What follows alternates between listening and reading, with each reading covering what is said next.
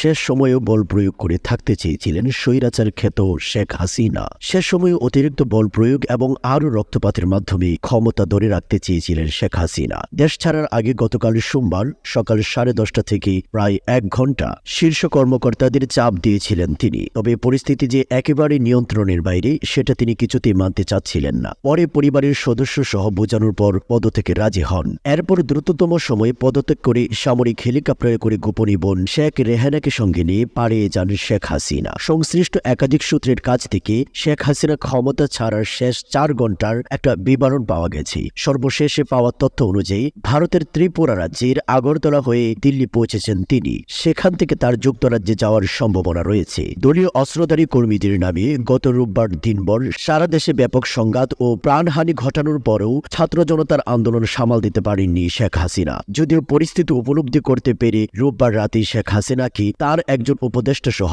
কয়েকজন নেতা বোঝানোর চেষ্টা করেন। তারা সেনাবাহিনীর কাছে ক্ষমতা হস্তান্তরের পরামর্শ দেন বলে জানা গেছে। তবে তিনি তা মানতে চাননি, বরং সোমবার অর্থাৎ গতকাল থেকে কারফিউ আরও কড়াকড়ি করতে বলেন। ভোর থেকে কারফিউ কড়াকড়ি করার উদ্দেশ্যে নেওয়া হলেও সকাল 9টার পর থেকে বিভিন্ন স্থানে আন্দোলনকারীরা কারফিউ ভেঙে নামতে শুরু করেন। 10টা নাগাদ ঢাকার বিভিন্ন স্থানে জমায়েত বড় হতে থাকে। বিভিন্ন বাহিনীর উচ্চ পর্যায়ের একাধিক সূত্র বলছে, সকাল 10:30টার দিকে 3 বাহিনীর প্রধান ও পুলিশের মহাপরিদর্শককে অর্থাৎ আইজিপিকে প্রধানমন্ত্রীর বাসভবন গণভবনে ডাকা হয়। নিরাপত্তা বাহিনী কেন পরিস্থিতি সামাল দিতে পারছে না সেটার জন্য শেখ হাসিনা ক্ষোভ প্রকাশ করেন। আন্দোলনকারীরা আইন শৃঙ্খলা রক্ষাকারী বাহিনীর সজোয়া যানে উঠে লাল রং দিয়ে দিচ্ছেন, সামরিক যানে পর্যন্ত উঠে পড়েছেন। এরপরও কেন তারা কঠোর হচ্ছে না সেটা নিয়ে ক্ষোভ প্রকাশ করেন তিনি। এছাড়া বিশ্বাস করে এই কর্মকর্তাদের শীর্ষপদে বসিয়েছেন সেটাও তিনি উল্লেখ করেন। এক পর্যায়ে শেখ হাসিনা আইজিবিকে দেখিয়ে বলেন, তারা অর্থাৎ পুলিশ তো ভালো করেছে। তখন আইজিবি জানান, পরিস্থিতি যে পর্যায়ে গেছে তাতে পুলিশের পক্ষেও আর বেশি সময় এরকম কঠোর অবস্থান ধরে রাখা সম্ভব নয়।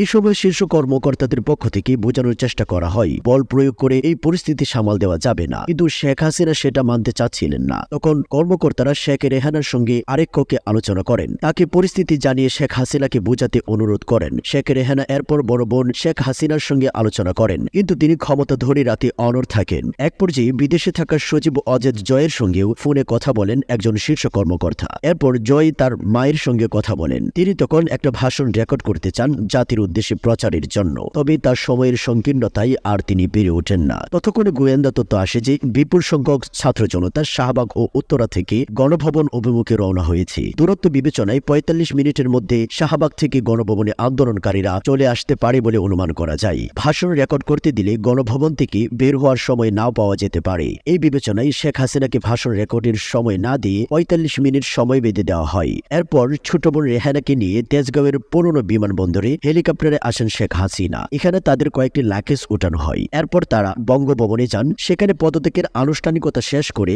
বেলা 2:30টার দিকে সামরিক হেলিকপ্টারে করে ছোট বোন সহ ভারতের উদ্দেশ্যে উড্ডয়ন করেন স্বৈরাচার খ্যাত শেখ হাসিনা। জানা গেছে হেলিকপ্টারটি ভারতের আকাশে প্রবেশের পর কিছুক্ষণ উড্ডয়ন করে পরে আগরতলা বিএসএফ এর একটা হেলিকপ্টারে অবতরণ করে। তারপর সেখান থেকে দিল্লি যান বলে ভারতীয় গণমাধ্যমে খবর বের হয়েছে। ইন্ডিয়া টুডের এক খবরে বলা হয়, শেখ হাসিনা নয়াদিল্লির কাছে গাজিয়াবাদে অর্থাৎ উত্তরপ্রদেশে ভারতীয় সেনাবাহিনীর হিন্দন বিমানবন্দর ঘাঁটিতে দেশটির স্থানীয় সময় 5:36 অবতরণ করেন। ভারতের সেনাবাহিনীর এক কর্মকর্তা তাকে স্বাগতম জানান। সেখান থেকে তিনি লন্ডনে যেতে পারেন বলে জানা গেছে। আওয়ামী লীগের সভাপতি শেখ হাসিনা টানা চতুর্থবারের মতো প্রধানমন্ত্রী হিসাবে শপথ নেন এই বছরের 11 জানুয়ারি। এর আগে 1996 সালে 7ম জাতীয় সংসদে নির্বাচনের মাধ্যমে তিনি প্রধানমন্ত্রী হিসাবে দায়িত্ব পালন করেন। 2001 সালের নির্বাচনে ভোটে বিএনপি জয়ী হলে আওয়ামী লীগ বিরোধী দলে যায়। তখন সংসদে বিরোধী দলীয় নেত্রী হন শেখ হাসিনা। এরপর তত্ত্বাবধায়ক সরকারের অধীনে 2008 সালে 9ম জাতীয় সংসদ নির্বাচনের মাধ্যমে